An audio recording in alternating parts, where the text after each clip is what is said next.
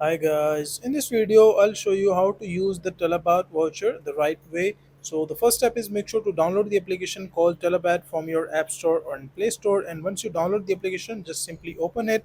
and once you open it what you need to do is you will be seeing this kind of interface. So make sure to log in with your account, and once you log in with your account you should like add your location as well, and once you add the location, so just go to the home section, and from here you just need to find the item that you want to order. Let's say I want to order from this food, so click on this item, and from here just you can select the item that you want to order. Let's say I select this one,